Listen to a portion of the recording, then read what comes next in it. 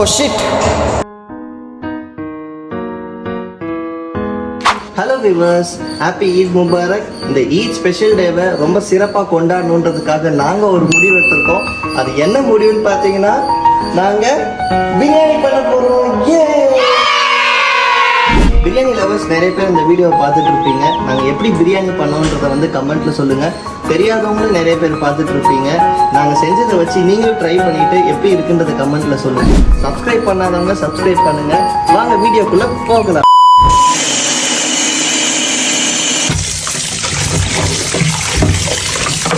பார்த்தீங்கன்னா பிரியாணிக்கு தேவையான எல்லா இன்க்ரீடியன்ஸுமே ரெடியாக இருக்குது. பச்சை மிளகா, கொத்தமல்லி, புதினா, தயிர் நேற்று நைட்டே உர போட்டு வச்சிட்டோம். கறி இன்னைக்கு மார்னிங் தான் 1 மணி நேரத்துக்கு முன்னாடி ஃப்ரெஷ்ஷாக எடுத்துகிட்டு வந்தோம். வெங்காயம், தக்காளி பார்த்தீங்கன்னா நானும் ஃப்ரையாகவும் நேற்று நைட்டே உட்காந்து கட் பண்ணி வச்சிட்டோம். இன்னும் சில இன்க்ரீடியன்ஸ் ரெடியாக இருக்குது. அது நம்ம பிரியாணி செய்யும் போது பார்க்கலாம். ஃபஸ்ட்டு மிளகாத்தூள், வீட்டு மசாலா, தயிர், இஞ்சி பூண்டு பேஸ்ட்டு, உப்பு தேவையான அளவு எல்லாத்தையும் போட்டு மிக்ஸ் பண்ணிட வேண்டியதான்.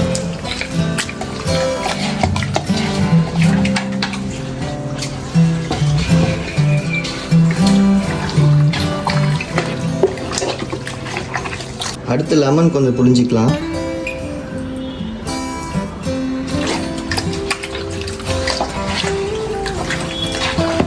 இப்போ மட்டனை குக்கரில் போட்டு ஒரு 1/4 மணி நேரம் நம்ம அவைக்க போகிறோம். இப்போ நல்லா மேரினேட் பண்ணியாச்சு. இப்போ மேரினேட் பண்ணதுக்கப்புறம் குக்கரில் ஒரு 1/4 மணி நேரம் வச்சு மட்டனை நல்லா வேக வைக்க போகிறோம்.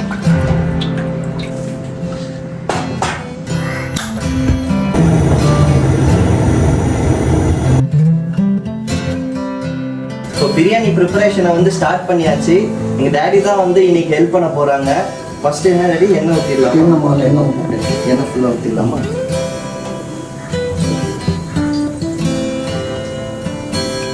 அடுத்து பட்டை, ஏலக்காய், கிராம்பு நம்ம போட போகிறோம். அதையும் போட்டுடலாம். அடுத்து வெங்காயத்தை போட்டு நல்லா வதக்க போகிறோம்.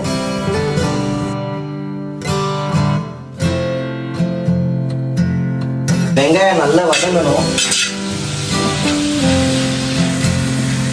நெய் 4 டீஸ்பூன் ஆட் பண்ணிக்கலாம்.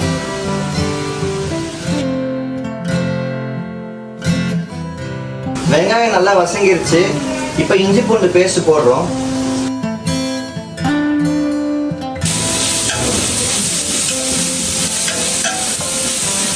இப்போ இருக்கிற தக்காளி எல்லாத்தையும் போட்டுடலாம்.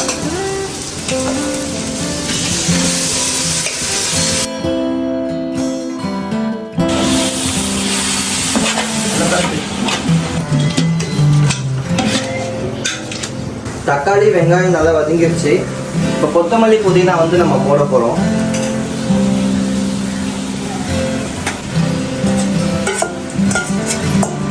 இப்போ பச்சை மிளகா எல்லாத்தையும் போட்டு நல்லா வதக்கிடுவோம்.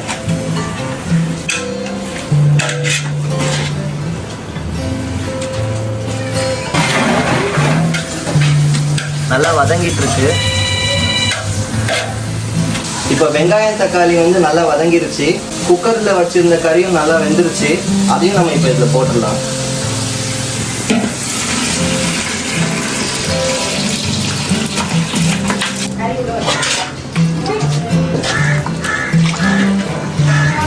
இப்போ தண்ணி நல்லா கொதிச்சிருச்சு. கொதிக்கிற தண்ணியில் இப்போ அரிசியை போட்டு அரிசியை வேக வைக்க போகிறோம்.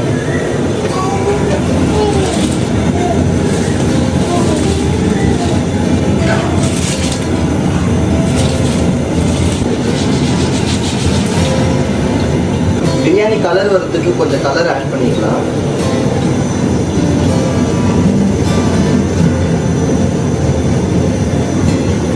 இப்போ நாங்கள் பண்ணியிருக்க பிரியாணி பார்த்தீங்கன்னா 3 கிலோ அரிசிக்கு 4.5 கிலோ கறி போட்டு பண்ணியிருக்கோம். கிரேவி ஆல்ரெடி ரெடி ஆயிடுச்சு. அரிசி வெந்துட்டு இருக்கு. ஃபைனலாக எப்படி வருதுன்றதை பார்க்கலாம். ஃபைனலாக சோறும் வெந்துருச்சு, கிரேவியும் வெந்துருச்சு. இப்போ ரெண்டுத்தையும் தம் போட போகிறோம். வாங்க.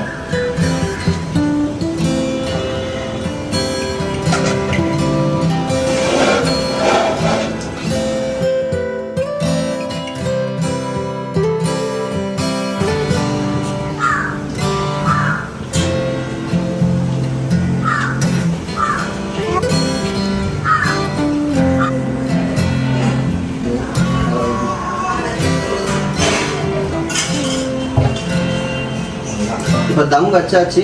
10 நிமிஷம் கழிச்சு இதோட அவுட்புட் எப்படி வருதுன்றதை பார்க்கலாம்.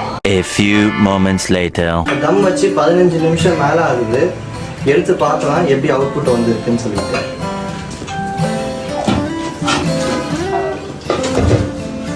தண்ணி வடி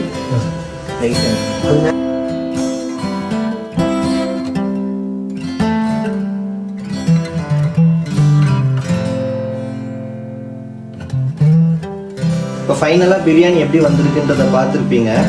எப்படி இருக்குன்றதை கமெண்ட்டில் சொல்லுங்கள். இந்த வீடியோ பிடிச்சிருந்தா லைக் பண்ணுங்கள், ஷேர் பண்ணுங்கள், சப்ஸ்கிரைப் பண்ணுங்கள். அடுத்த வீடியோவில் சந்திக்கும் வரை ஸ்டே டியூன். பாய்.